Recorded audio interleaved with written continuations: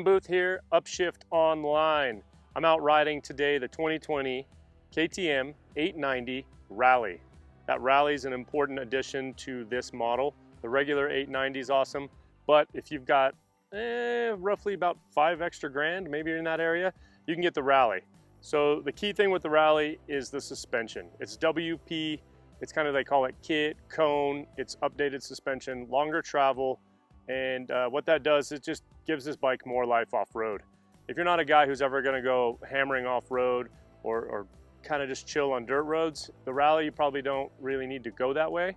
But if you like to take your bike a little faster, a little more aggressive, two-track, really hit some rocks kind of hard, this additional travel out of the Rally suspension is super worth it. I mean, you might know, if you know KTM much and WP, you've heard of their kit suspension, you've heard of their cone suspension. That's what this is. And it adds, I believe, 30 to 35 millimeters of travel, and it also raises the bike up just a hair. But what they do is, what's kind of a weird thing is they soften the spring rate compared to a normal 890. And that might seem counterproductive, but what it does is it allows the spring to move more through the travel. There is more travel. So like trophy trucks and other things, they have drop travel. So it probably sits like kind of near what a normal 890 was, but as you hit things, that allows the suspension to drop and then soak up the next bump. So it actually gives it more of a floaty feel, more of a cushion, and just more movement from the suspension, which creates a more plush ride.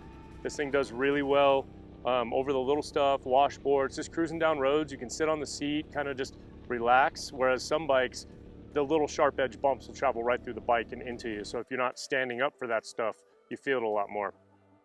So the Rally suspension on this, I really liked it on the small stuff, but then it really shines when you start to go down a faster two-track and then all of a sudden show up on a rock garden or a rock bed, and you just kind of relax and it goes right through it. And you really feel the suspension moving without bottoming out or too much harshness through it. It works better kind of the faster you go.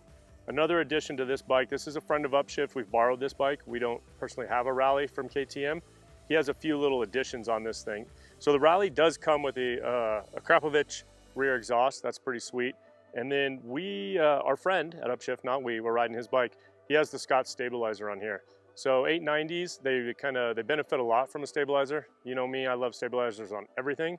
But where you kind of feel the stabilizers, you get into a little bit of rocky stuff where the bars want to kind of move, and it keeps them a little more mellow. I also notice the stabilizer on loose roads. If I get on the throttle hard and the back end starts swinging side to side, I can feel the bars not wanting to wiggle, and I feel the whole chassis slow down on its wiggle.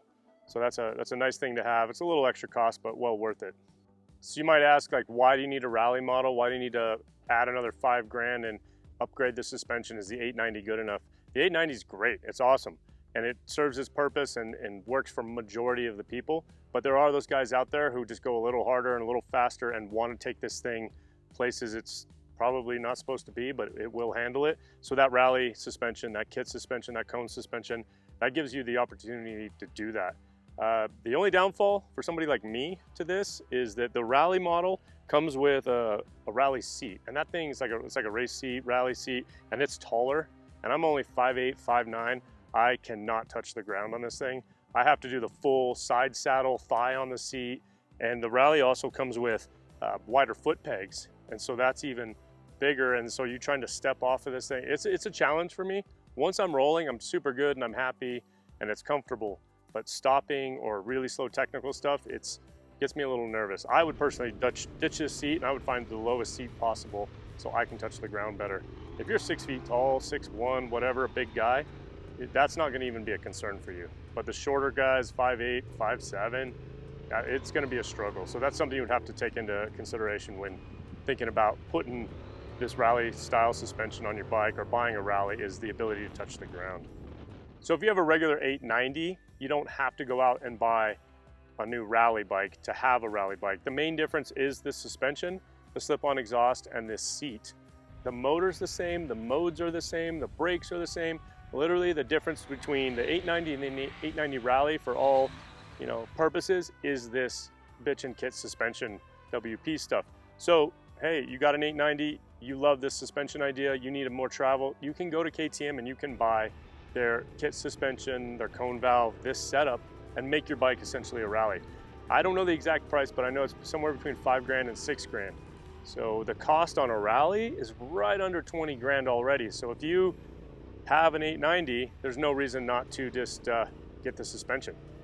So overall, I'm very impressed with the 890. I've ridden a 790 before and a very little time on the 890, but I've never ridden a rally before, so this was my first day on a rally, and the suspension is a key upgrade. It really changes the bike. And my downfall, of course, is being able to touch, but I would ditch the seat. So the power on this thing is awesome. I got a lot more familiar with the modes, and I started, before I thought like 9 modes is too many for traction control. We're just getting out ahead of ourselves. But once I played with them and worked on them, depending on the road surface, if it was gravelly or slippery or had better traction, I kind of started to really like that whole traction control thing. And it's not completely overkill. So it does have a lot of modes. It has some different power outputs, but it's pretty neat to be able to adjust 100% to the terrain you're riding. I left it on off-road mode. I tried the rally power, and that was a lot of juice. Rally mode in this thing is snappy off the throttle. This thing just scorches the rear tire on dirt roads. But overall, the Rally is a really cool bike. Yes, it's expensive, it's cool, but man, if you got the money and you want an awesome bike that's decent on road and amazing off-road, and you don't want a huge 1290 or something monster, this is a really cool machine. So that's our day on the 890 Rally. It's awesome. If you're thinking about getting one, you might want to check the website. I think 2021, there's a limited number of 700. Might be hard to get one. Like we said, you can buy the suspension. We got about 75 more miles to get back to home. Luckily, it's on through dirt roads and 2-track. And if you like Upshift, I hope you do. Check out our videos, check out the free digital magazine, follow us on Instagram, hit all the social stuff, and get out and ride.